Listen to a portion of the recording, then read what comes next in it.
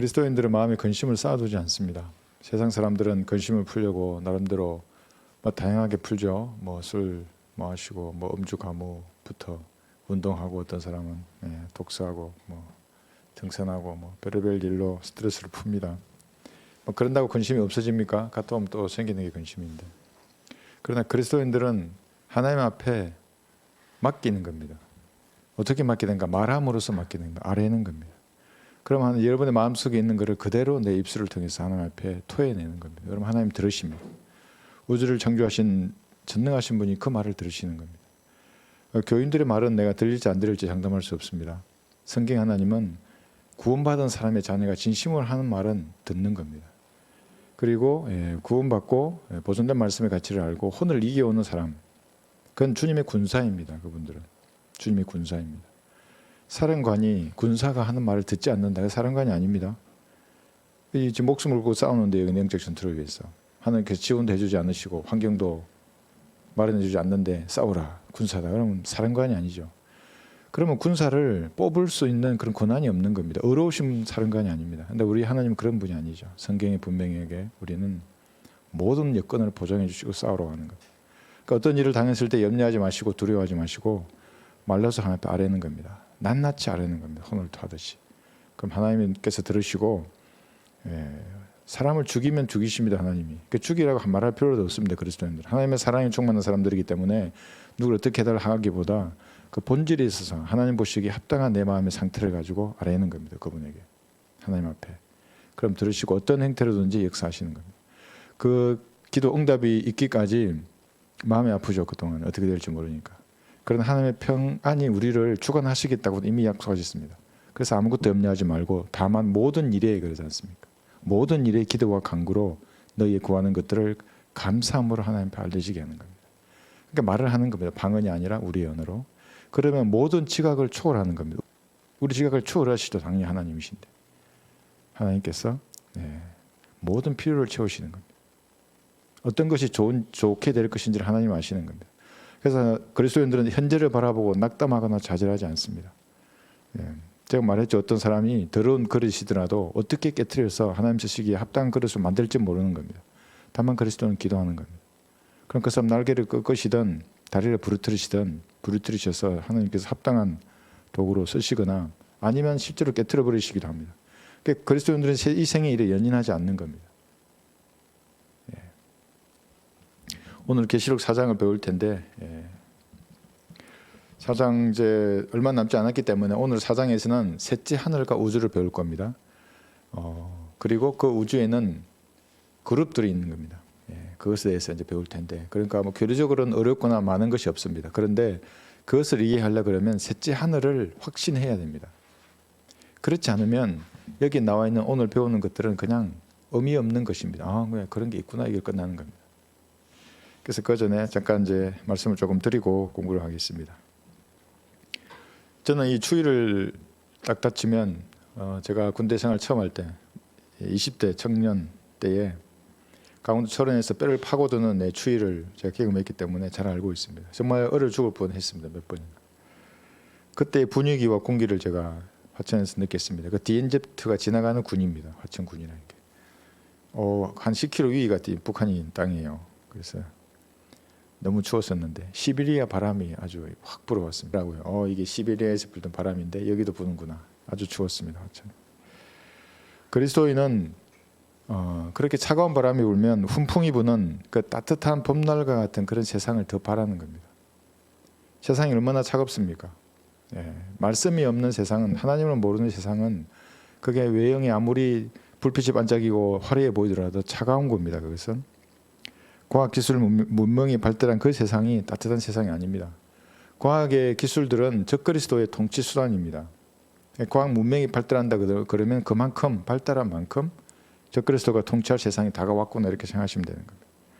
우리 예수님이 재림하시면 그런 기술이 아닙니다. 땅을 변화시키는 겁니다. 다시 태어나게 합니다.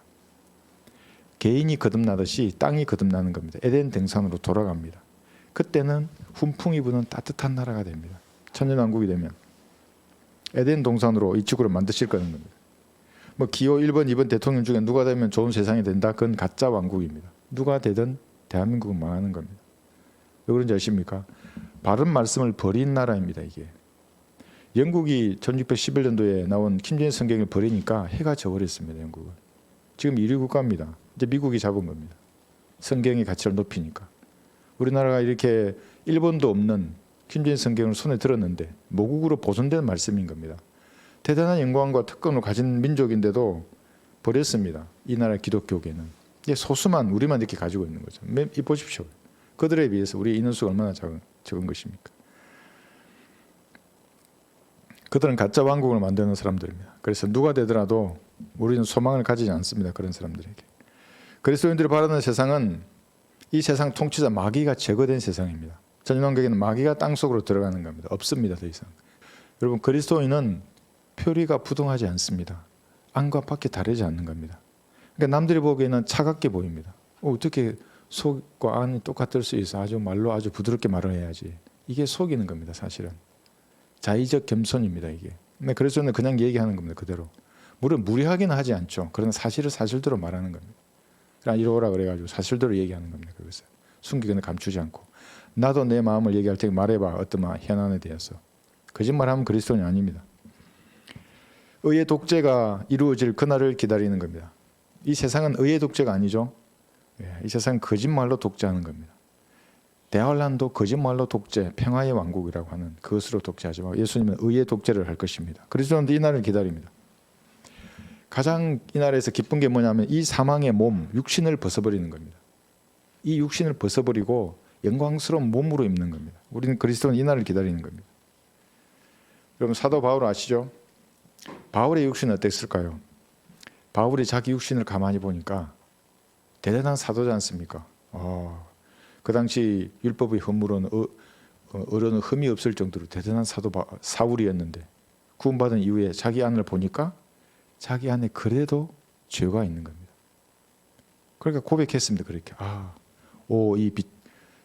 비참한 사람이로다. 이 사망의 몸에서 누가 나를 구해낼 것인가.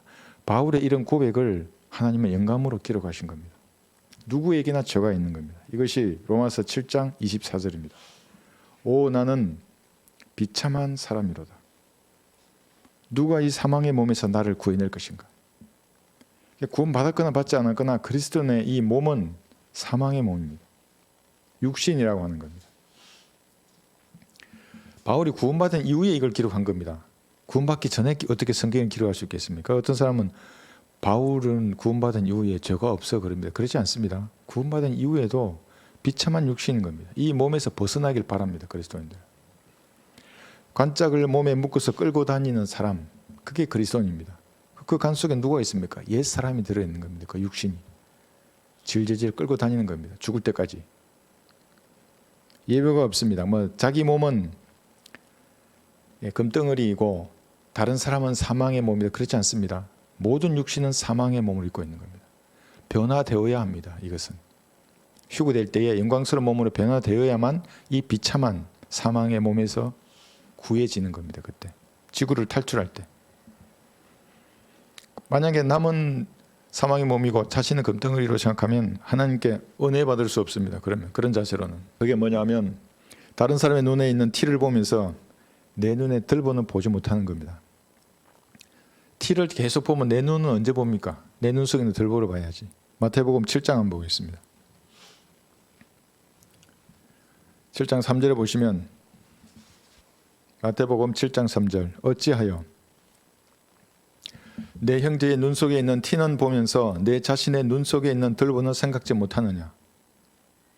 남의 눈에 티를 보면 도대체 언제 내 눈에 들보를 보는 겁니까?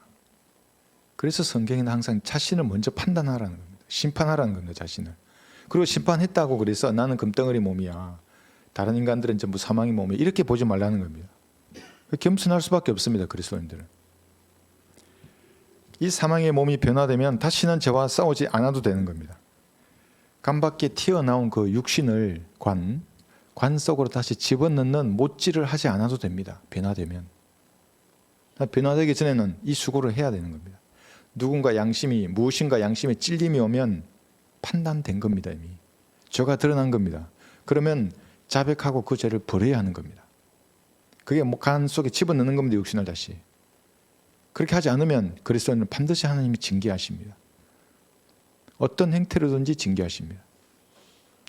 저는 하도 많은 그런 징계를 받아서 발목도 삐고 무릎도 삐고 군대 생활하면서 발목을 삔 채로 40km도 걸어보고 고통이 뭔지는 너무나 잘 알고 있습니다. 그래서 젊은 청년들이나 이제 첫 구원받은 그리스도인들에게 가능한 한 옛사람의 기질을 버리라는 겁니다. 옛사람의 기질, 특히 형제들, 한 번 형성된 기질이 버리기 어렵습니다.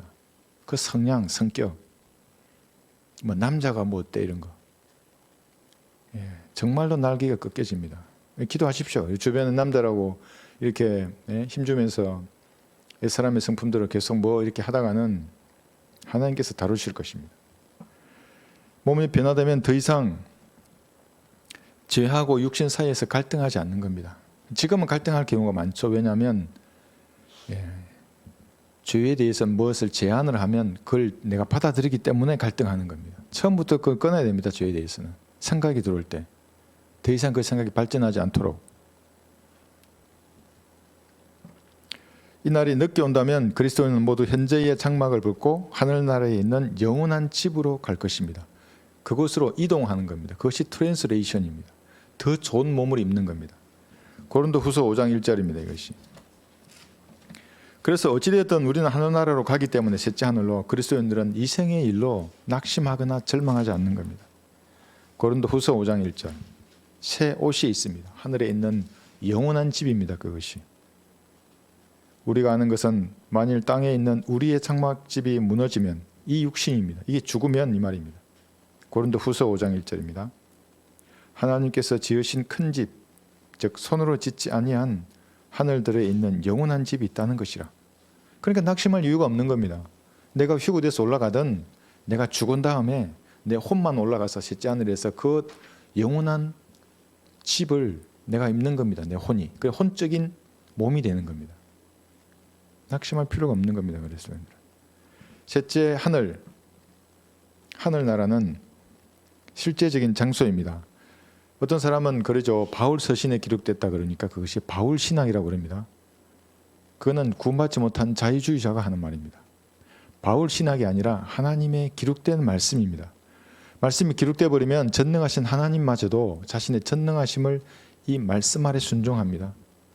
전능하다고 해서 내 마음대로 하지 않습니다. 말씀이 기록되어 버리면 하나님도 자신의 전능함을 이 말씀을 그 전능함을 이용해서 말씀 바꾸지 않는 것입니다. 기록된 하나님의 말씀입니다. 그 능력을 제한하시는 겁니다. 디모데후서 4장 18절을 보겠습니다. 그래서 우선 셋째 하늘을 확신하셔야만이 우리가 오늘 계시록 배우는데 이해가 가십니다. 그래서 이제 기초가 없는 분들은 제 얘기 조금 들으시고 그냥 나갑니다. 뭐 휴거가 3번 된다 그러면 성경 찾아보지도 않고 뭐 휴거가 3번이라고 이러면서 나가시는 분부터 해서 디모데후서 4장 18절. 자신의 무지를 그런 식으로 드러내는 겁니다. 자신의 목사의 수준입니다. 그게 교단의 수준이고 말씀을 공부해서 그 문맥에서 말하는 뜻은 알려고 하지 않고 주께서는 나를 모든 악한 일에서 구해내시고 그의 하늘나라에 이르기까지 이것이 헤븐리 킹덤인 겁니다. 저 우주의 정상에 있는 그 실제적인 장소입니다. 셋째 하늘나라에 이르기까지 나를 보호하시리니 영광이 그분께 영원 무궁토록 있기를 원하노라. 아멘. 이 하늘나라입니다. 셋째 하늘에 있습니다. 여러분 그리스도인이나 그러면 부활과 영생의 소망을 가진 사람입니다. 무덤 속에 묻혀도 다시 일어나는 겁니다. 여러분 그 장례 지내 보셨죠? 사람 묻히는 거 보셨지 않습니까? 저도 봤습니다. 가슴 아픈 일이죠. 내 아는 사람 친척들 가족들 중에 만약에 그런 일이 있으면 가슴 아픈 일입니다. 그런데 무덤에서 일어날 것을 확신합니다. 그리스도인은. 그러니까 이제 거기 있어서 혼자 웃고 있을 수는 없지만 마음속에는 그런 확신을 가지고 있는 거예요. 자신에게도 마찬가지고 내가 죽어도 다시 살아나는 겁니다. 살아서 나를 믿는 자는 누구나 영원히 죽지 아니하리라. 그게 무슨 말입니까? 내 이름이 불리면 올라가는 겁니다. 몸이 변화되어서. 그곳이 셋째 하늘입니다. 하늘나라. 어찌되었든지 우리는 이 세상을 떠나는 것입니다. 지상의 삶을 살면서 필요했던 모든 것을 다 남기는 겁니다. 아끼는 부동산, 현금, 좋아하는 음식, 친구들, 가족들 다 남기고 떠날 것입니다. 여러분의 사랑과 애정도 남기는 겁니다. 누굴 사랑하고 뭐하고 다 남깁니다. 여기에 우정, 사회적 성취 모두 남기고 우리는 셋째 하늘로 가는 겁니다. 별들과 은하수와 성운을 지나서 우주의 정상에 있는 하늘나라 본향에 가는 겁니다. 그래서 우리는 우리의 본향이 셋째 하늘입니다. 여기는 나그네로 사는 겁니다. 남들이 보기는 스트레인저입니다. 우리는 본향을 향해서 걸어가는 사람들입니다. 오늘도 하루가 가까워졌습니다. 우리의 본향에는 이 세상과 육신으로부터는 하루 멀어진 겁니다. 하늘나라는 하루 가까워진 겁니다. 그 사람은 갈수록 보잘것없죠. 속 사람은 날마다 새로워지는 겁니다. 가까워집니다. 우리는. 그런데 이런 그리스도인들은 왜 하늘나라를 소망하지 못하는 것입니까? 우리의 시민권이 하늘나라에 있는데 없습니다. 우리나라 국민이 대한민국 국민이라지만 시민권 하늘나라 본향에 있는 겁니다. 왜 이 땅에서 영원히 살 것처럼 땅에 있는 일로 그렇게 마음을 아파하시고 괴로워하시고 그렇게 하는 겁니까? 또 아웅다웅 다투고 왜 이런 일이 일어나는 겁니까? 마태복음 5장을 다시 한번 보겠습니다. 여기 보시면 46절에서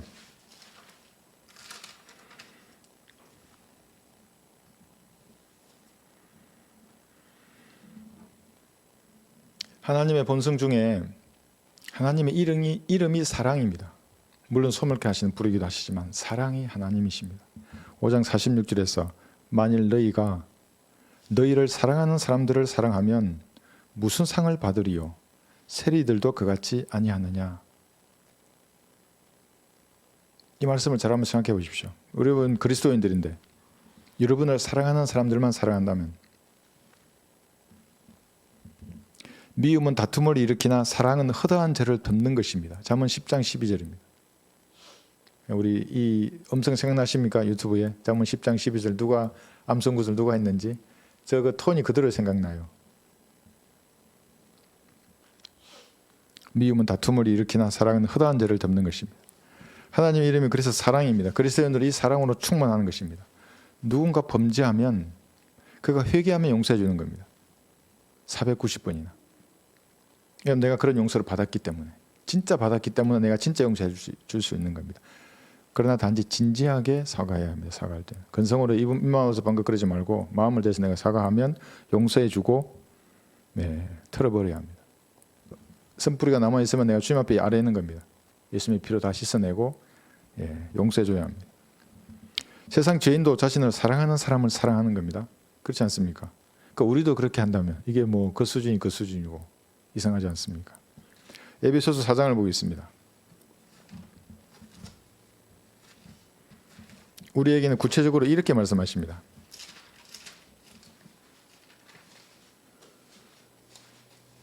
에베소서 4장 11절에 보시면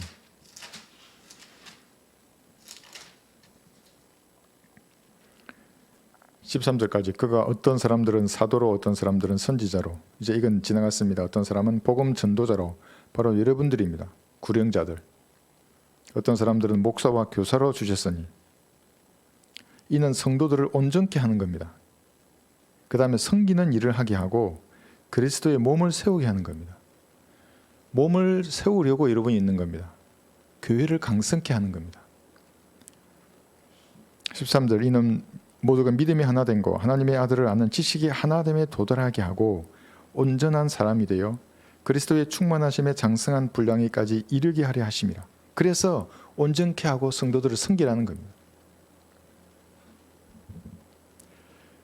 얼굴이 최고라서 손발은 필요 없어 그러면 그 사람 그 얼굴 어떻게 되는 겁니까? 몸통은 필요 없어 그러면. 그래서 은사가 다르기 때문에 다 필요한 사람들입니다. 교회를 강성하게 해야 합니다. 그렇지 않으면 교회가 마귀의 세력과 싸울 힘을 잃어버리는 겁니다. 그럼 교회가 흔들립니다. 그럼 그게 고스란히 성도들에게까지 여파를 미치는 겁니다. 강성한 교회가 되어야 하는데 교회가 흔들리면 성도들에게 그대로 여파를 미쳐 성도들이 피폐해지는 겁니다. 결국에는 교회가 와야 됩니다. 그게 각계 격파당하는 겁니다. 그러니까 여러분이 강성해야 합니다. 그래서 그게 교회가 강성해지는 겁니다. 서로를 세워줘야 하는 겁니다. 다 다르죠. 성격도 다르고 성향도 다르고 은사도 다르고. 그런데 오른손이 왼손을 뭐라 하고 왼발을 뭐라 하고 이래버리면 어떻게 속만 가지고 무슨 일을 할 수 있습니까? 다 필요한 지체들이고 사람들. 영적 유기체입니다. 하나가 되어서 적과 싸워야 하는 겁니다. 너무나 소수입니다. 여러분들은 은혜의 복음을 전하고 진리의 지식을 전파하는 교회가 경기도에 여러분밖에 없습니다. 경기도에. 우리나라에는 또 몇 개나 되겠습니까? 너무나 인원수가 적은 겁니다. 하나가 되어서 단결해서 싸워야 합니다. 성경들을 믿는 교회를 한번 보십시오. 오늘날에 적전 분열되었습니다. 전부 다 각계 전투만 하는 겁니다. 통합된 전투력을 발휘할 수 없습니다. 그럼 우리는 어떻게 되겠습니까? 우리는 단결해야 합니다. 그래서 우리 교회에게 맡겨주신 사역을 하나님의 능력으로 수행해내야 하는 겁니다. 마귀의 세력을 쳐부셔야 합니다. 강성한 교회가 되어야 하는 겁니다. 그래서 오늘 공부는 우주와 셋째 하늘에 가는 것인데 잘 공부해서 셋째 하늘 나라를 확신하는 게 어떤 것인지를 실생활에 사실은 적용이 돼야 됩니다. 제가 여기서 오늘 그룹들을 배울 것입니다. 우주의 형상을 배울 것이고, 근데 그런 지식이 내 실생활하고 아무런 상관이 없다면 의미 없는 겁니다. 그것은 실제로 셋째 하늘을 소망하는 삶을 살아야 하는 겁니다. 아, 진짜 그곳을 가는구나. 북쪽을 바라볼 줄 알고 북극성 저 너머에 내가 갈 본향이 있구나. 그런 마음으로 살아야 하는 겁니다. 4장 6절 한번 보겠습니다. 계시록 가셔서. 그래서 그 찬양이 좋지 않습니까? 보아라 즐거운 우리지 밝고도 거룩한 그곳에. 그 찬양 가사를 여러분 들어보시면 구원받은 성도의 기쁨이 그대로 드러나는 겁니다. 진짜 셋째 하늘 그 새 예루살렘 도성이 가 있는 것 같은 기쁨이 있는 겁니다. 그 찬양 부르는 동안에. 모르죠. 세상 사람들은 무슨 말 하냐 그러고 미쳤나 눈물을 흘리네 말이고. 그리스도인은 그런 기쁨이 충만한 겁니다. 4장 6절을 보시면 이제 그것에 대해서 이렇게 묘사하고 있습니다. 보좌 앞에는 수정과 같은 유리바다가 있고 그 보좌 가운데와 그 보좌 주위에는 앞뒤로 눈이 가득한 네 짐승이 있더라. 여기서 수정과 같은 유리바다와 그 다음에 보좌가 있고 네 짐승이 있습니다. 자, 우주의 그림을 이제 여러분이 이제 머릿속으로 그려야 됩니다. 이번 주 주일 성경 공부 시간에도 우주에 대해서 또 할 겁니다. 이제 같은 내용을 다른 각도에서 설명하는 겁니다. 우주의 형상은 피라미드 같습니다. 그래서 히브리서 1장 12절에 한번 보시면은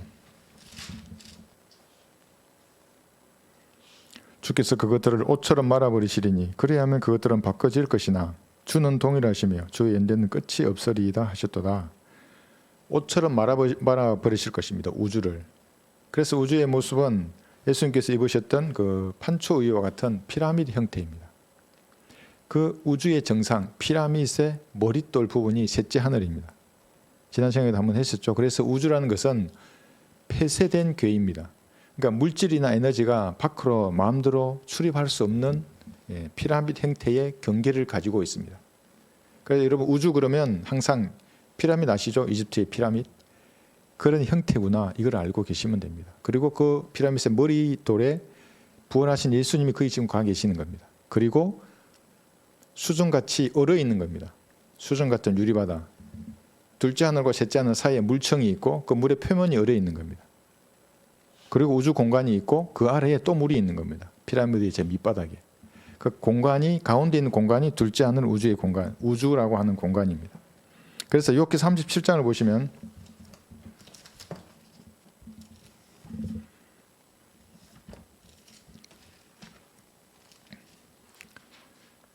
또 한번 찾아보겠습니다. 지난 시간에 찾았던 겁니다. 37장 18절에서 당신이 거분과 함께 단단하고 부어 만든 거울 같은 하늘을 폈느뇨. 자, 그 둘째 하늘 수정과 같은 유리바다라 그랬는데 바다가 얼어 있는 겁니다. 근데 그 바다를 단단하고 부어 만든 거울 같은 하늘이라고 말하는 겁니다. 하나님의 보좌가 있는 그 셋째 하늘의 밑표면이 얼어 있는 겁니다. 38장 30절에서도 물이 돌로 된 것처럼 감추어졌고 깊음의 표면은 얼어 있도다. 이 거대한 물청을 깊음이라고 말하는데 그 표면이 수정처럼 얼어 있는 겁니다. 이 깊음이 창세기 1장 2절에 우주를 뒤덮었던 그 깊음입니다. 거대한 바다입니다. 우주를 물로 멸망시켰던 그 바다입니다. 그 물이고. 그래서 이것을 계시록 15장 2절에서는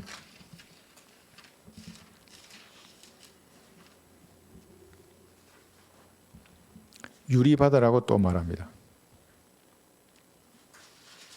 유리바다. 내가 보니 불로 뒤섞인 유리바다 같은 것이 있고 그 짐승과 그의 행성과 그의 표와 그의 이름의 숫자에 대하여 이긴 자들이 하나님의 하프들을 가지고 유리바다 위에 섰더라. 여기 또 이긴 자 넣으니까 신천지 아닙니다. 여기 이긴 자들은 환난 성도 중에 진짜로 행위로 이긴 자들입니다. 우리는 이미 이겼다 그랬죠. 예수님의 피로 우리는 이겼습니다. 그래서 고린도전서 13장 12절을 보겠습니다. 우리 머리 위에 거대한 물이 있고 그 물의 표면이 잿자늘에 있는데 얼어 있습니다. 희미하게 보이는 겁니다. 고린도전서 13장 12절에 보시면 지금은 우리가 유리를 통해 고전 13장 12절입니다.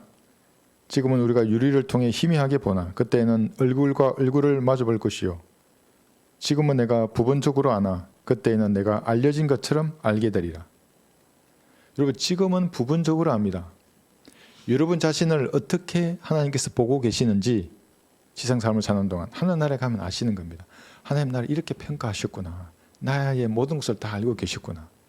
속일 수 없습니다. 자신을. 지금은 자신을 속일 수도 있습니다. 그래서 일만 열면 어떤 사람은 거짓말하는 겁니다. 자기 스스로도 속이면서. 하나님은 속일 수 없습니다. 다른 사람도 마찬가지입니다. 다른 사람은 우리가 부분적으로 알기 때문에 오해할 수 있습니다.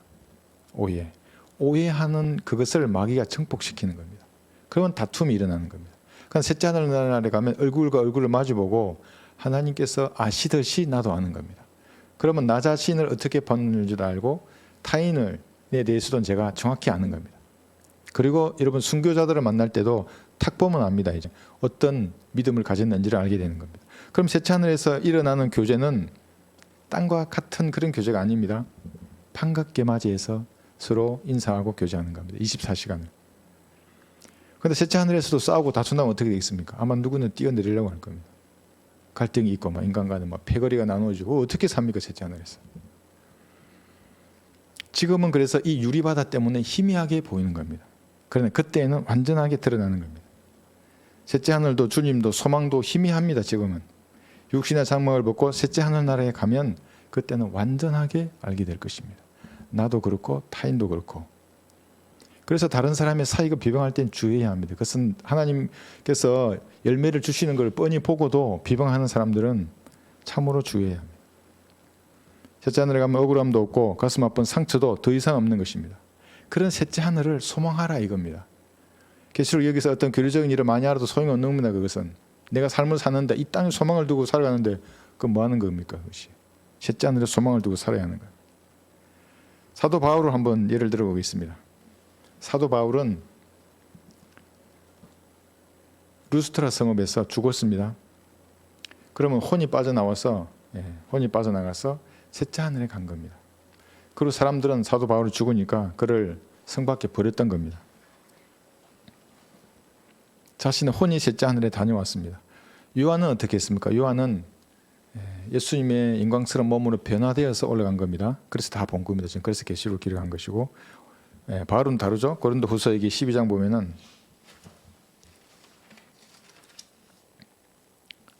12장 2절부터 보시면 고린도후서 12장입니다. 2절부터 내가 14년 전에 그리스도 안에서 한 사람을 알았는데, 자 이게 3인칭으로 씁니다. 자기 자신인데도. 왜 그러냐면 하나님은 말하지 말라 그랬기 때문에 3인칭으로 쓰는 겁니다. 지금 보십시오. 그가 몸 안에 있었는지 나는 말할 수 없고 몸 밖에 있었는지 나는 말할 수 없지만, 말할 수 없는 겁니다. 말하지 말라 그랬어. 하나님께서는 아시느니라. 그 사람의 셋째 하늘로 끌려 올라갔느니라 그럽니다. 내가 이런 사람을 아노라. 그가 몸 안에 있었는지 몸 밖에 있었는지 나는 말할 수 없지만 하나님께서는 아시느니라. 그가 낙원으로 끌려 올라갔어 그럽니다. 그래서 낙원이 아브라함의 품도 낙원이었고 셋째 하늘도 낙원인 겁니다. 그래 같습니다. 말로 다 설명할 수 없는 말을 들었는데, 말만 들었겠습니까? 또 눈으로 보기도 했지 않겠습니까? 그룹들 보고 천사들도 보고 구약의 성도들 다 봤을 거 아닙니까? 들었는데 그것은 사람들에게 말하도록 허락되지 않은 것이로다. 그렇기 때문에 지금 3인칭으로 나 그때 갔다 와서 사도 바울이 지금 이렇게 쓰고 있는 겁니다. 언제였냐 하면 여기 사도행전 14장에 있습니다.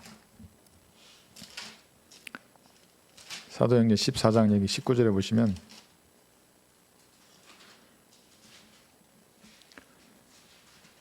사도행전 14장 여기 19절, 여기 지금 장소가 루스트라라고 하는 성읍입니다. 그 성읍에서 그때에 안티오카 이코니움에서 거기로 온 어떤 유대인들이 무리를 설득하여 바울을 돌로 치니 그럽니다. 여러분, 돌로 친다는 게 그냥 장론으로 이런 작은 돌 던지는 게 아닙니다. 돌로 쳐서 죽이는 겁니다. 구약시대의 사형 방법 중에 하나입니다. 돌로 쳐서 죽이는 게. 돌로 친 겁니다. 그가 죽은 줄로 생각하고 성 밖으로 끌어내더라. 이게 진짜 죽은 겁니다. 이때. 그러나 제자들이 이때 죽었을 때에 아까 고린도후서처럼 셋째 하늘에 가서 보기도 하고 말로 듣기도 한 겁니다. 그리고 이 땅에 내려왔습니다. 너 말하지 말라. 네가 보고 들은 거 이제 그렇게 하고 온 겁니다. 그러나 제자들이 그를 애워싸고 섰는데 그가 일어나서 성 안으로 들어가더라. 그래야 그 다음날 바나바와 함께 더베로 떠나니라. 이게 무슨 말입니까? 다시 죽으러 들어간 겁니다. 또 돌로 좀 쳐달라고. 내가 내 몸을 죽일 수는 없고 그리스도인이. 자살하면 안 됩니다. 그리스도인들은. 뭐 자살한다고 구원을 잃지는 않습니다. 그런데 어떤 상도 받지 못할 겁니다. 하나님 앞에. 그런데 다시 죽으려고 들어갔던 겁니다. 셋째 하늘에 너무나 그리웠어. 사도 바울이. 이게 사도 바울이 가졌던 자살 강박관념입니다. 강박관념 아시죠, 여러분? 이 떨쳐버릴 수 없는 겁니다. 이게 죽음을 떨쳐버릴 수 없는 사도 바울. 언제 이 육신의 장막을 벗어나는가? 셋째 하늘을 그만큼 확신했던 사람입니다. 빨리 죽어서 하늘나라에 가기를 간절히 원했던 것이 사도 바울입니다. 왜냐하면 눈으로 보고 하늘나라에서 귀로 들었기 때문에 그런 겁니다. 여러분 어떻습니까? 나도 사도 바울과 같이 눈으로 보고 귀로 들으면 그렇게 될 거야 이렇게 말하는 사람 제가 봤습니다. 그래서 그랬죠. 사도 바울은 눈을 보고 귀로 들었지만 시간이 지나면서 잊어버렸을 거 아니냐고. 그렇지 않습니까? 보고 들은 거지만 당신은 더 확실한 예언의 말씀이 여기 있다고. 셋째 하늘이 어디 있는지 기록되어 있고 그 체질이 뭔지도 기록되어 있다고. 어떤 사람이 갈지도 기록되어 있고 앞으로 어떻게 될 것인지 다 기록되어 있는데 더 확실한데 눈으로 보고 들은 것보다 왜 셋째 하늘을 확신하지 못하냐고. 구원 받았어 그래. 그 사람이 그렇게 말하니까. 셋째 하늘을 보고 확신했습니다. 사도 바울은. 그렇기 때문에 자살 강박관념을 평생 가지고 다녔던 겁니다. 여러분 어떻습니까? 진지하게 자신을 물어봐야 합니다. 내가 셋째 하늘을 사모하면 이 생의 일에 얽매이지 않습니다. 그리스도인들은. 이 육신의 창문을 벗으면 셋째 하늘을 가는데 왜 얽매이겠습니까? 그래서 어떤 사람들이 이런 말 하죠. 이 또한 지나가리라. 그리스도인도 그렇게 믿습니다. 이 또한 지나가는 겁니다.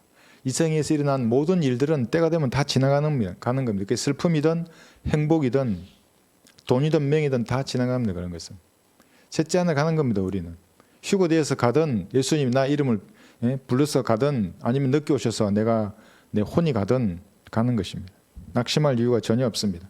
그래서 바울은 뭐라 그럽니까? 내가 죽는 것도 유익함이라 이렇게 말하는 겁니다. 가봤기 때문에. 그래서 여러분 하나의 그림을 이제 머릿속에 영상해야 하는데 셋째 하늘 그리면 이렇게 딱 피라밋을 그리고 피라밋 아래에 이렇게 물층이 있고 거대한 물층 위에도 물층이 있는 겁니다. 이 가운데 공간이 이제 우주라고 하는 것입니다. 둘째 하늘 그리고 그 위에 셋째 하늘이 있는 겁니다. 정북 방향입니다. 지구에서 볼 때 북극성이 있는 방향. 그래서 그것을 북쪽 하늘에 허공을 펴셨다는 겁니다. 북쪽 하늘에는 별들이 거의 없는 겁니다. 직각으로 날아갑니다. 이렇게 북으로. 그래서 그 물증을 통과해서 셋째 하늘 하나님의 보좌로 가는 것입니다. 이렇게 여러분들은 완전하게 셋째 하늘을 머릿속으로 그릴 수 있어야 합니다. 그렇지 않으면 여러분의 믿음이 하나님께서 알려주시는 것을 다 알 수가 없는 겁니다. 그 하나님의 웅장한 그 계획들을. 4장 7절에 보시면 이제 짐승에 대해서 공부를 조금 하겠습니다. 계시록 4장 7절. 첫째 짐승은 사자 같고 둘째 짐승은 송아지 같으며 셋째 짐승은 사람과 같은 얼굴을 가졌고 넷째 짐승은 날아다니는 독수리 같더라. 이러면서 지금 11절까지 전부 이 짐승에 관한 이야기를 하고 있습니다. 이 짐승이 무엇인가? 이건 그룹입니다. 그룹인데 성경에는 스랍으로 표현하기도 합니다. 스랍. 그룹과 스랍이 나오면 전부 하나님의 보좌와 상관이 있습니다. 그 주변에는 하나님의 보좌가 꼭 있습니다. 8절 한번 읽어볼게요. 네 짐승들은 그럽니다. 우리가 알기로 그룹은 5인데 왜 자꾸 넷만 나오지? 이제 오늘 그걸 공부하는 겁니다. 네 짐승들은 각각 자기 주위에 6개의 날개를 가졌고 안쪽에는 눈들로 가득하더라. 그럼 눈이 8개가 되겠죠? 짐승이 4개니까. 이 짐승은 나중에 보면 얼굴이 4개의 얼굴이 있습니다. 사면에. 그러니까 눈이 8개가 되는 거예요. 눈들로 가득하더라. 또 그들은 밤낮 쉬지 않고 말하기를 거룩하시도다 거룩하시도다 거룩하시도다. 이게 이제 삼위의 하나님입니다. 성부 성경 성령 하나님께. 전에도 계셨고 지금도 계시며 앞으로 오실 전능하신 주 하나님이 하더라. 자, 그룹들이 나오는데 일단은 천사 여러분 아시죠? 날개 없습니다. 천사는. 예. 천사가 지상에 내려오면 아무도 그가 천사인지는 모릅니다. 날개가 없기 때문에. 33살의 남자의 모습으로 등장합니다. 에스겔 28장 여기 14절에 보시면 오늘 에스겔 28장을 좀 몇 번 펼 겁니다. 28장 14절. 너는 기름 부음을 받은 덮는 그룹이라 내가 너를 그렇게 세웠더니 내가 하나님의 거룩한 산 위에 있었고 내가 불의 돌들 가운데서 위아래로 그릇도다 이렇게 말하고 있습니다. 기름 부음을 받았다고 하는 이 그룹은 기름 부음 그렇지 않습니까? 그러니까 그리스도였습니다. 이 그룹은 히브리어로 메시아인 겁니다. 메시아 그리스도 이게 누구의 직분입니까? 예수님입니다. 예수님도 메시아였고 그리스도였습니다. 성령 나셔서 이 땅에 오셨을 때. 그러니까 지금 창세기 1장 1절에서 이 루시퍼는 하나님의 보좌 위를 덮는 그룹이었고 메시아였고 그리스도였던 겁니다. 그래서 제가 루시퍼가 우주를 통치했다 그러니까 또 어떤 사람 틱 나가는 겁니다. 너 이단이지 이러면서 공부도 안 하고 성경을. 그러니까 1장 1절에 거대한 우주를 다스리는 이 피라미드 형태의 우주를 다스리는 그때는 물이 없었죠. 우주에. 왕이 이 루시퍼였습니다. 보좌 위에 덮는 그룹. 예수님을 닮았습니다. 메시아 그리스도. 얼마나 닮았던지 나중에는 지구에 육신을 입고 나타나는 겁니다. 그게 육화된 사탄이라고 말하는 겁니다. 예수님이 성육신 했지 않습니까? 루시퍼도 불법의 신비를 행하는 겁니다. 자기도 육신을 입고 나타납니다. 유다 이스카리옷의 영을 가지고 사탄의 혼, 교황의 몸을 입고 이 땅에 등장할 것입니다. 그리고 하나님처럼 경배받는 겁니다. 모든 지구인의 경배를 받는 것입니다. 여기 에스겔 28장 펴셨죠. 16절에 보시면 그런데 내 상품이 풍부함으로 그들의 폭력으로 내 가운데를 채워서 내가 죄를 지었느니라. 그러므로 내가 너를 더럽게 여겨서 하나님의 산에서 쫓아내리라. 오 덮는 그룹아 내가 불의 돌들 가운데로부터 너를 멸하리라. 내 마음이 너의 아름다움으로 인하여 높아졌고 너는 내 지혜를 내 찬란함으로 인하여 변질시켰도다. 내가 너를 땅에다 던질 것이며 내가 너를 왕들 앞에 두어 그들로 너를 보게 하리라. 무슨 일이 일어났던 겁니다. 이 그룹에게. 도대체 무슨 일이 일어났길래 우주의 정상 하나님의 보좌를 덮는 그룹이었던 이 루시퍼가 타락을 했습니다. 이사야 14장을 보겠습니다. 이사야 14장 여기 13절 보시면 이는 내가 내 마음에 말하기를 내가 하늘에 올라가서 내가 내 보좌를 하나님의 별들보다 높일 것이요 내가 또한 북편에 있는 회중의 산 위에 앉으리라. 내가 구름들의 높은 곳들 위로 올라가 내가 지극히 높으신 분같이 되리라 하였습니다. 그러나 너는 지옥까지 끌어내려질 것이요 구령의 사면에까지 끌어내려지리라. 이제 나중에 그렇게 되죠. 그래서 여기 보면 내가가 5번 등장하는 겁니다. 그 사탄을 뭐라고 합니까? 모든 교만의 자식을 다스리는 왕들이라고 하는 겁니다. 내가 그러니까 이 구름들 이게 나오죠. 이게 14절에 보면 구름들의 높은 곳들 위로. 그래서 지구가 둘째 하늘 정상에 셋째 하늘 그 근방에 있었다는 겁니다. 창세기 1장 1절에서는. 이 지구의 구름 위에 셋째 하늘이 있기 때문에 루시퍼는 여기서 다스리다가 우주를 내가 하나님의 보좌 위에 앉으리라 이렇게 반영을 했던 것입니다. 그래서 창세기 1장 2절이 이제 생깁니다. 우주가 물로 심판을 받았습니다. 그룹은 물속에 던져진 겁니다. 그 지구도 현재의 태양계로 던져졌습니다. 그때 우주가 물로 멸망당할 때에. 그래서 지구에 보면 해구 아시죠? 해구. 지구 속에 구멍이 이렇게 많이 나 있는 겁니다. 막 6,000m 이상씩, 막 10,000m, 20,000m. 엄청난 깊이의 해구들이 아직도 그 흔적이 남아 있는 겁니다. 물 폭탄을 맞았던 겁니다. 지구가. 그래서 이 5번째 그룹의 이름이 이사야 여기 14장 12절에 나와 있는 루시퍼입니다. 이 정확히 기록되어 있죠. 오 아침의 아들 루시퍼야 내가 어찌 하늘에서 떨어졌느냐. 보좌 위에 있는 얘가 떨어진 겁니다. 지금은 공중의 건세를 잡고 있죠. 나중에는 지상에 내려오는 겁니다. 그리고 나중에는 천연왕국된 구렁이에 던져지다가 천년이 끝나면 불못에 던져질 겁니다. 끝없이 추락하는 겁니다. 마귀는. 그래서 제가 강의할 때 이런 성경 구절을 말하지 않으니까 어떤 분들은 제가 어디서 신흥 어디 이단이라고 뭐 들어보지 못한 말을 하는 겁니다. 맨날 기도 감사 찬양만 얘기하다가 뭐 얘기를 하니까 우주가 5번 변했다 그러니까 이해를 못해요. 어떻게 우주가 5번이나 변하냐고. 그분 목사의 수준입니다. 그분을 가르치는 그 교단의 수준이고. 그런데 우리가 여기서 이제 좀 볼 것은 에스겔 다시 1장을 보시면 1장 6절에 보면 5절 6절 보겠습니다. 에스겔. 또 그 가운데 네 생물의 모습이 나오는데 그들의 생김새는 이러하더라. 그들은 사람의 모습을 가졌으며, 잘 보시죠. 사람의 모습을 가졌다고 합니다. 그룹들이 각기 네 얼굴을 가졌고 각기 네 날개를 가졌더라. 계시록은 날개가 6개인데 여기 날개가 4개입니다. 그런데 여기서 7절도 보시면 그들의 발은 곧은 발이며 그들의 발바닥은 송아지의 발바닥 같고 그들은 광택나는 노스의 색깔처럼 번쩍이더라.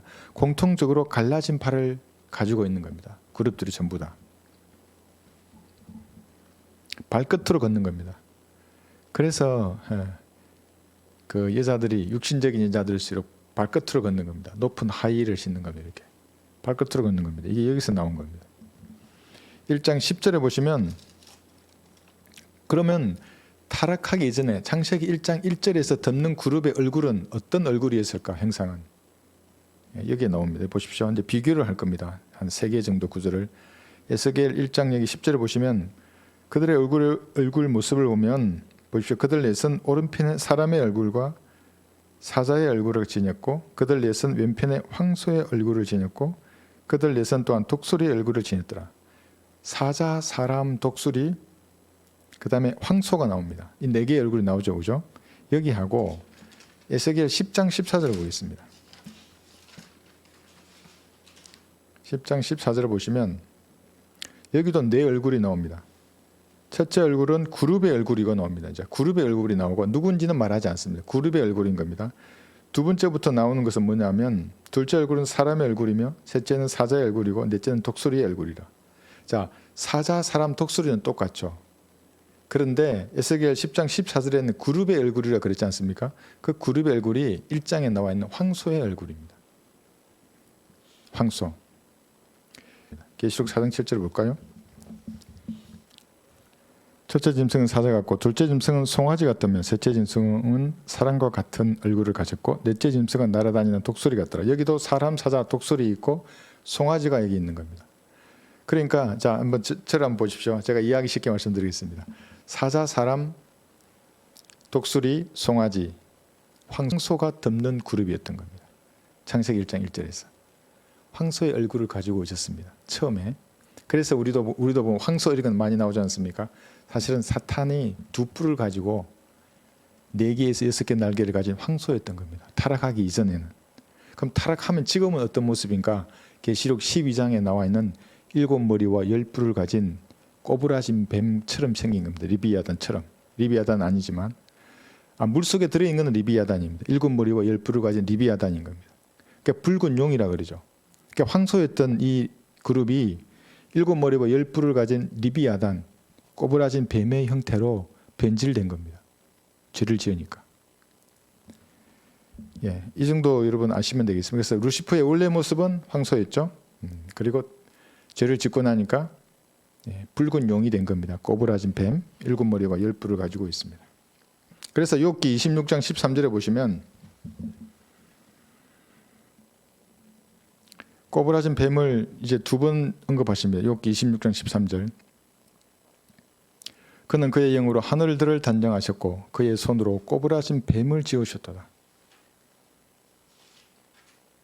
이 뱀이 계시록 12장의 그 뱀입니다.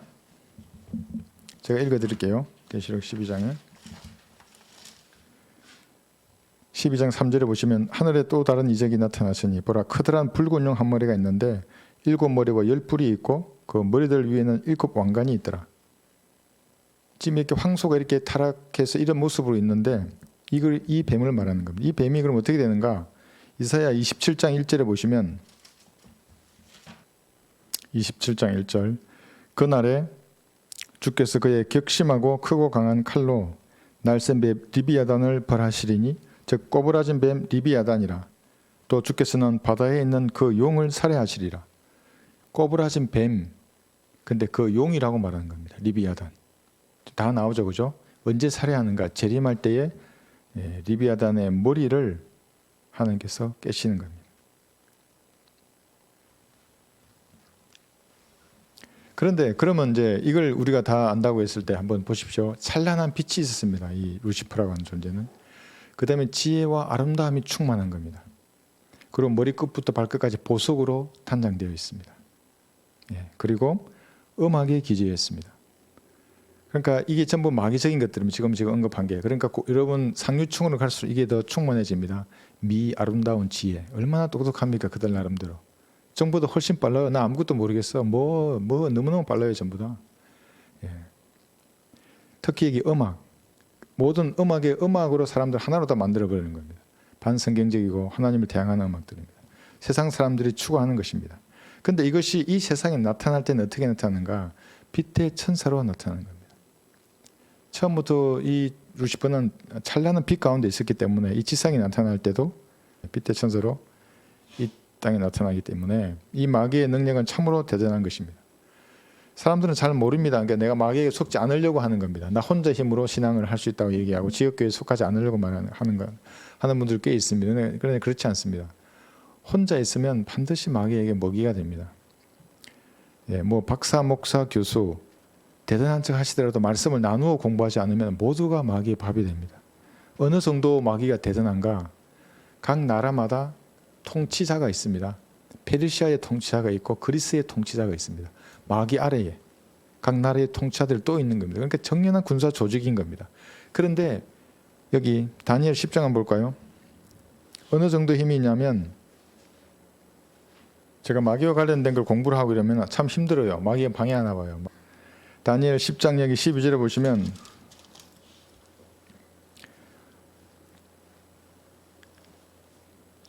자, 이건 이런 겁니다. 지금 다니엘이 3주간 금식 기도하는 겁니다. 그러니까 기도가 들린 바 된 겁니다. 하나님 앞에. 여기에서 12절에서도 들린 바 되었기에 그럽니다. 내가 내 말들을 인하여 왔느니라.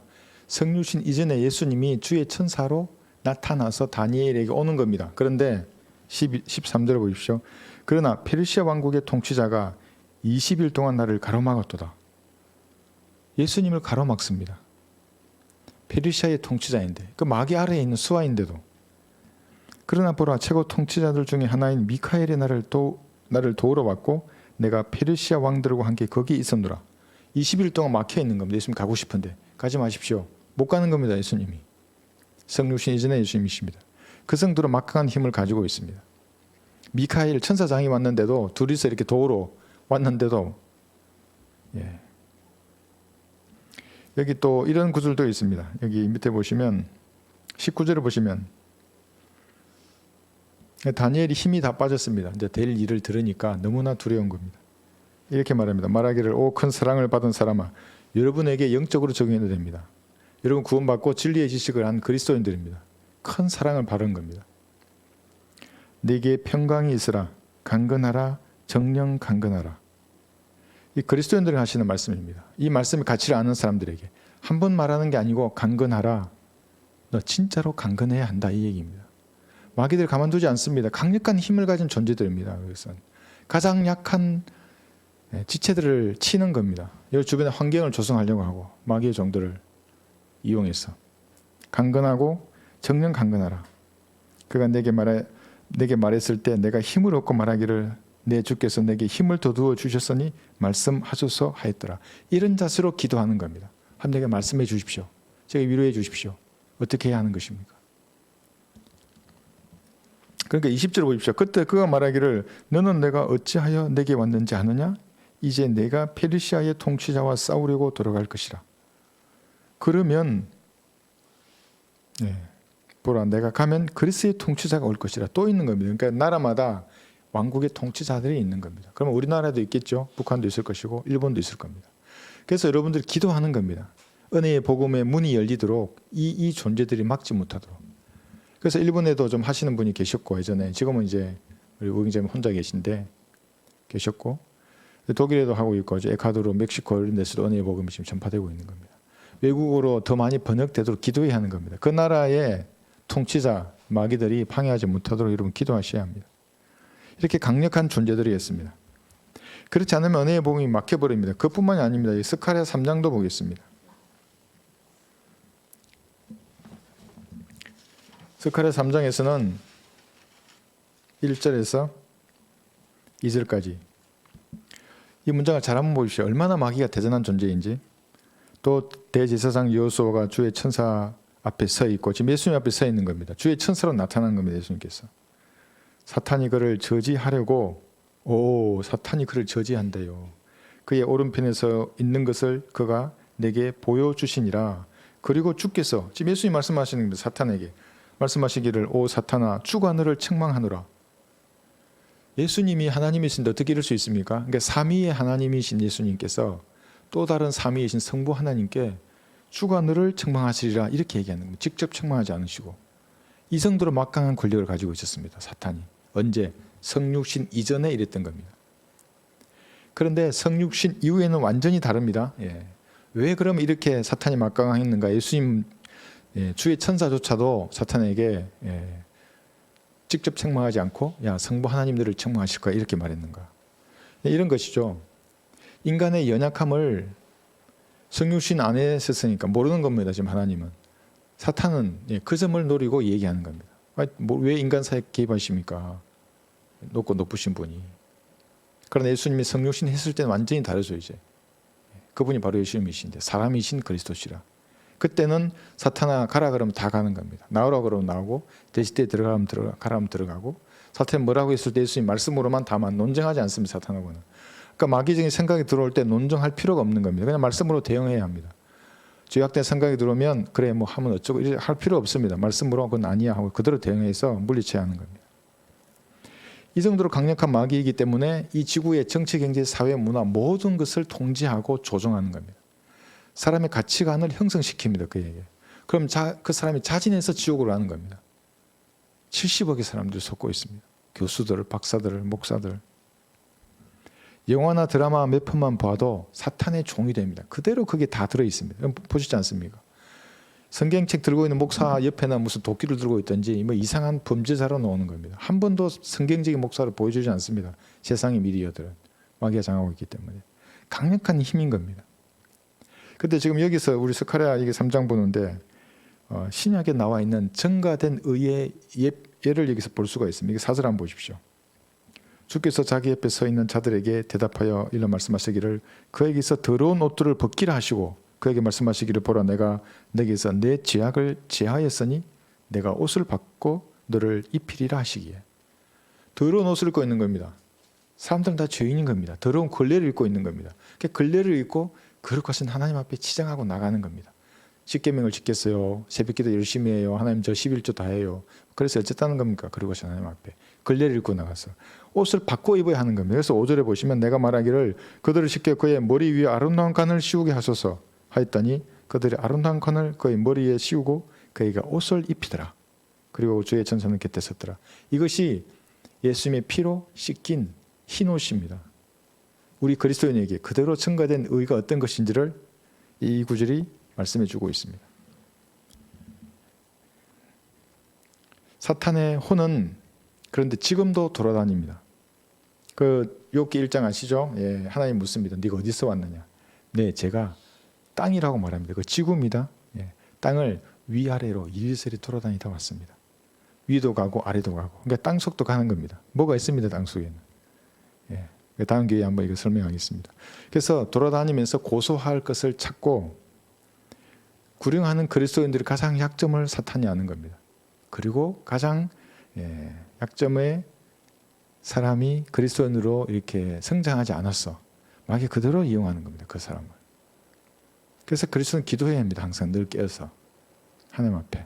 그러지 않으면 그 사람들을 이용해서 치기 때문에 사탄이 치면 금방 알죠. 또 직접 치지도 않습니다. 치면 금방 알기 때문에. 자기 패배할 걸 알기 때문에 그들을 이용해서 치는 겁니다. 그래서 오늘은 우리 이제 5번째 그룹에 대해서 지금 공부하고 있습니다. 고린도후서 잠깐 보겠습니다. 11장 여기. 그러면 셋째 하늘에 그룹이 있고 그런 짐승들이 있고 끝난 것인가? 그렇지 않습니다. 이 땅에는 빛의 천사들이 고린도후서 11장 11절에 보시면 13절부터 그러한 자들은 거짓 사도들이요 기만하는 일꾼들이요 자신들을 그리스도의 사도들로 가장하는 자들이라. 지금도 사도의 권위를 가졌다고 주장하는 사람들 많이 있습니다. 은사주의자들, 로마 가톨릭들, 가장하는 거짓말쟁이들입니다. 이것은 놀랄 일이 아니니 이는 사탄도 자신을 빛의 천사로 가장하기 때문이라. 그래서 수많은 곳에서 이런 천사들을 본다는 겁니다. 거룩한 마리아를 봤다는 둥, 거기 몰명경의 장시야 보십시오. 하늘에 천사가 나타났는데 이만희 보세요. 별을 봤는데 어쩌고 이러면서 마귀를 본 겁니다. 전부. 그러므로 사탄의 종들이 의의 종으로 가장한다 하더라도 큰 일이 아니니라. 그들의 종만은 그들의 행위대로 될 것이니라. 이 땅에는 아직도 빛의 천사로 마귀들의 존재가 강력한 역사를 하고 있다는 것을 그리스도인들은 늘 깨어서 알고 있어야 하겠습니다. 그래서 여러분 사람만을 대항하려고 하면 실패하는 겁니다. 그 이면에 마귀들이 있는 겁니다. 싸울 필요 없습니다. 사람들하고는. 기도하는 겁니다. 그래서 하나님 앞에.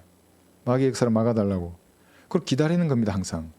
지금 뭔가 내 말이나 내 어떤 결심을 이루려고 하지 말고 한 발 물러서서 기도하는 겁니다. 그럼 하나님이 일할 기회를 드려야 하는 겁니다. 근데 여러분이 성격을 급해가지고 칼 뽑고 싸우면 때가 아닌 겁니다. 그래서 군대의 지휘관들은 항상 때를 기다리는 겁니다. 전방에서 막 싸우고 난리 나죠. 죽고 부상당하고 직접 지금이라도 지휘관 가지고 있는 예비 자산이 있습니다. 마지막으로 이걸 투입시키는데 잘못 들어가면 다 죽는 겁니다. 정말 숙고해서 그 때를 기다리는 겁니다. 다 이제 보고 적의 의도가 파악이 되고 그럴 때 나의 예비를 적의 약점에 집어넣는 겁니다. 하나님 일할 기회를 주셔야 되는 겁니다. 그렇지 않고 여러분이 설쳐버리시면 하나님 일하려고 아까 다니엘 같이 3주간 금식 기도를 했지 않습니까? 하는 겁니다. 하나님께서.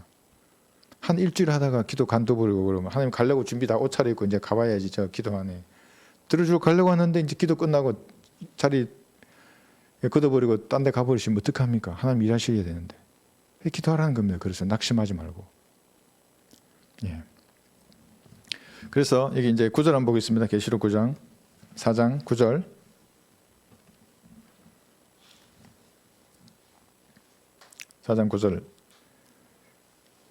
그 짐승들이 보좌에 앉으시어 영원 무궁토록 살아계시는 분께 영광과 존귀와 감사를 드릴 때 보좌에 앉으신 분 예수님이십니다. 성부 하나님은 안 보인다 그랬죠. 성령 하나님도 안 보이십니다. 보이는 하나님은 예수님이십니다. 하나님의 보좌를 언급할 때는 항상 단수라 그랬죠. 24장로가 이제 또 등장합니다. 이 24장로는 교회 시대에 구원받은 사람을 대표하는 겁니다. 여러분이라고 보셔도 됩니다. 여러분은 아니지만 이것이 보좌에 앉으신 분 앞에 엎드려 영원 무궁토록 살아계시는 분께 경배하며 그들의 면류관을 그 보좌 앞에 던지며 말씀드리기를. 여러분 5가지 면류관을 받으실 겁니다. 면류관을 받았습니다. 구령자의 면류관 받았습니다. 그런데 면류관을 다시 던집니다. 여기 하나님 앞에. 제가 이 성경 구절을 알고 처음에 어떻게 했는지 아십니까? 우리 가정한테 아니 이거 왜 주냐고 이거를 애써 받은 걸 왜 또 주냐고. 그 육신적인 잔재가 있는 겁니다. 육신적인 상태에서 보는 겁니다. 아까워하고 내 거를. 가만히 한번 생각해 보십시오. 하나님에게서 나오지 않은 것이 뭐에 있습니까? 여러분에게. 영원한 생명은 누가 준 겁니까? 이게. 잘라서 준 게 아무것도 아닌데 하나님의 피로 값주고 사셔서 우리에게 준 겁니다. 그것이. 그리고 구령할 수 있는 지혜는 누가 주었고 건강은 누가 주었습니까? 마귀가 방해하는 거 막아준 게 누굽니까 도대체? 여러분의 그 경제적인 부분 막아준 게 하나님이십니다. 건강을 준 게 하나님이시고 모든 거 하나님 주신 겁니다. 구령할 때도 하나님 주신 것이고 우리가 경배드리러 하나님께 나오는 것도 하나님 주신 겁니다. 그러니까 그리스도인들은 내 멸령을 다시 던지는 겁니다. 그러면 아무것도 다 죽으면 또 하나님 주고 아무것도 없는 그렇지 않습니다. 유업은 여러분이 영혼은 여러분의 것인 겁니다. 천년왕국의 유업은 여러분의 것입니다. 그 영혼 시대에도 또 우리가 우주에서 영원한 자유를 누리는 겁니다. 하나님과 똑같은 몸으로. 그렇게 자원해서 드릴 것입니다. 저도 자원해서 드리고 여러분도 자원해서 드리고. 육신적으로 생각하면 아깝지만 그렇게 하면 안 됩니다. 이렇게 보좌 앞에서 이렇게 던지시는 겁니다. 마지막 여기 11절에 보시면 오 주여 주께서는 영광과 존귀와 권세를 받으시기에 합당하시니 이는 주께서 만물을 창조하셨고 만물이 주의 뜻대로 있으며 또 창조되었기 때문이다라고 하더라. 여러분 기도하실 때에 이렇게 기도하시는 겁니다. 여러분의 마음으로 영광과 존귀와 권세와 찬양을 받으시기에 합당하신 아버지 하나님, 예수님의 보비로운 피를 근거로 해서 이 자리에 나왔습니다. 저에게 주신 복 참으로 감사드립니다. 주신 복을 세어보아라 하지 않습니까? 한번 세어보시는 겁니다. 그리스도인들은. 불평할 것 많이 있더라도 감사할 것 얼마나 많이 있습니까? 이것은 다 예수님의 피로 씻어내고 하나님 앞에 감사를 드리면서 간구하는 겁니다. 그렇게 주님과 교제하시면서 이제 내일은 더 춥다 그러죠. 이기셔야 합니다. 추위도 이겨내시고 이 혹독한 세상, 각박한 세상을 그리스도인들은 하나님과 교제에 쏘는 힘과 지혜로 이겨내는 겁니다. 이번 한 주도 승리하는 여러분들 되시기 바랍니다. 공부 여기까지 하겠습니다.